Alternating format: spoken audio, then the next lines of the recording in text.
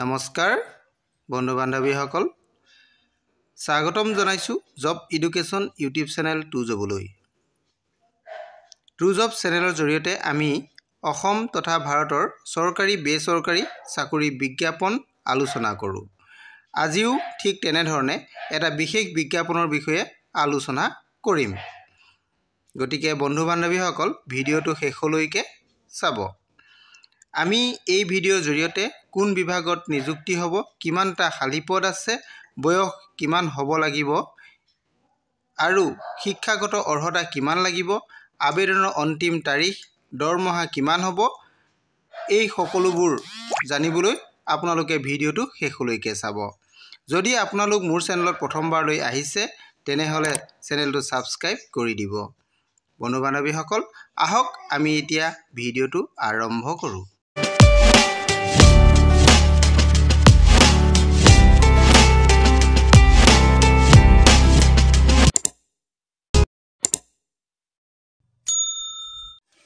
নমস্কাৰ বন্ধু বান্ধৱীসকল, আজি মই এটা বিশেষ বিজ্ঞাপন লৈ আপোনালোকৰ ওচৰলৈ আহিছোঁ। আজি মই যিটো বিজ্ঞাপন লৈ আপোনালোকৰ ওচৰলৈ আহিছোঁ, এই বিজ্ঞাপনটো প্ৰকাশ কৰিছে তেজপুৰ ইউনিভাৰ্চিটি অৰ্থাৎ তেজপুৰ বিশ্ববিদ্যালয়ৰ ফালৰ পৰা।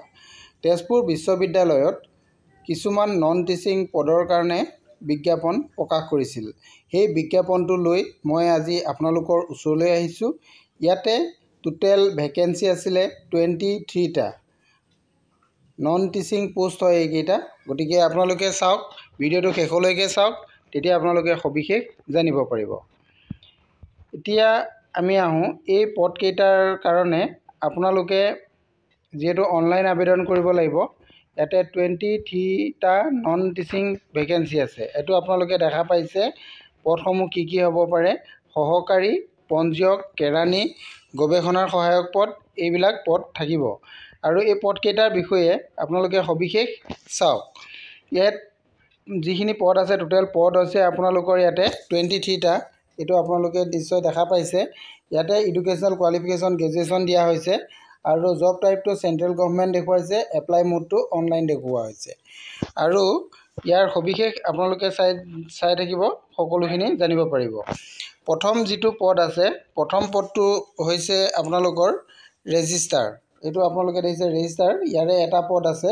ইয়াৰে যিটো পে লেভেলটো দেখুওৱা হৈছে 1,44,200 পৰা এইটো পাৰ এনাম হ'ব। পাৰ এনাম আপোনালোকৰ এইটো পাৰ মান্থ হ'ব। এইটো পাৰ মান্থ আপোনালোকৰ হ'ব চেলাৰীটো। আৰু নেক্সট যিটো পদ আছে, নেক্সট পদটো আপোনালোকে দেখিছে internal audit officer. Internal audit officer ইয়াৰো এটা পদ আছে। আৰু এই পদটোৰ কাৰণে দৰমহাটো আপোনালোকৰ 78,800 হ'ব। আৰু নেক্সট যিটো আছে ডেপুটি ৰেজিষ্টাৰ। নেক্সট আছে ডেপুটি ৰেজিষ্টাৰ। ইয়াৰো এটা পদ আছে। ইয়াৰো দৰমহাটো ঠিক তেনেধৰণে 78,800 পৰা আৰম্ভ হ'ব। আৰু নেক্সট যিটো আছে এছিষ্টেণ্ট ৰেজিষ্টাৰ। এছিষ্টেণ্ট ৰেজিষ্টাৰ আছে টোটেল পদ 4টা। এইটো আপোনালোকে দেখিছে এছিষ্টেণ্ট ৰেজিষ্টাৰ। ইয়াৰে 4টা পদ আছে। দৰমহাটো 56,100 পৰা আৰম্ভ হ'ব। আৰু নেক্সট আছে এছিষ্টেণ্টৰ পদ আছে। এছিষ্টেণ্টৰ পদ আছে এটা। ইয়াৰে দৰমহাটো 35,400 পৰা হ'ব। আৰু লেবৰেটৰী এছিষ্টেণ্ট আছে। লেবৰেটৰী এছিষ্টেণ্টৰ এটা পদ আছে। ইয়াৰ দৰমহাটো 25,500 টকাৰ পৰা হ'ব।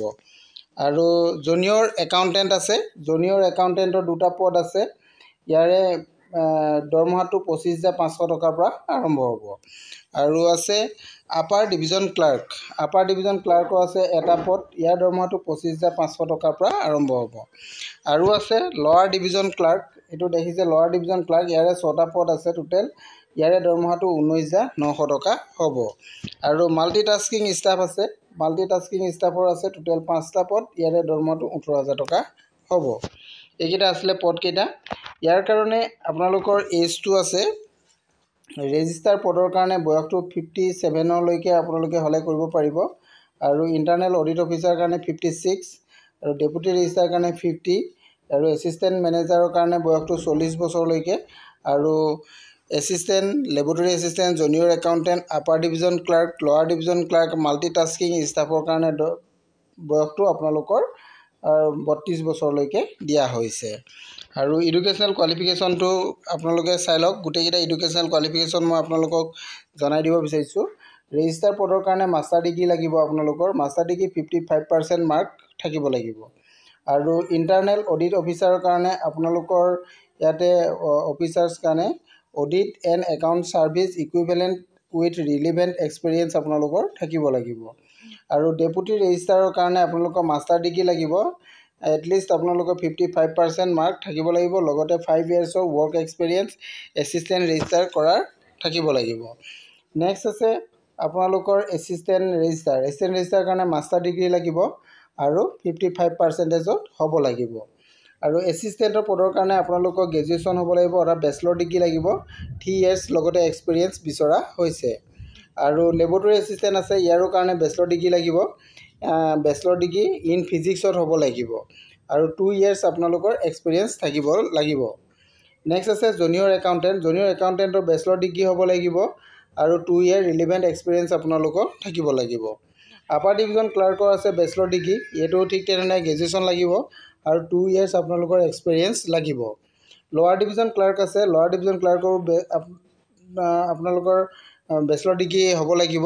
লগতে কম্পিউটাৰ অপাৰেট কৰিব আপোনালোকে জানিব লাগিব। নেক্সট আছে মাল্টিটাস্কিং ষ্টাফৰ আপোনালোকৰ ইয়াতে দৰমহাটো আপোনালোকে অলৰেডি ক'লোৱেই।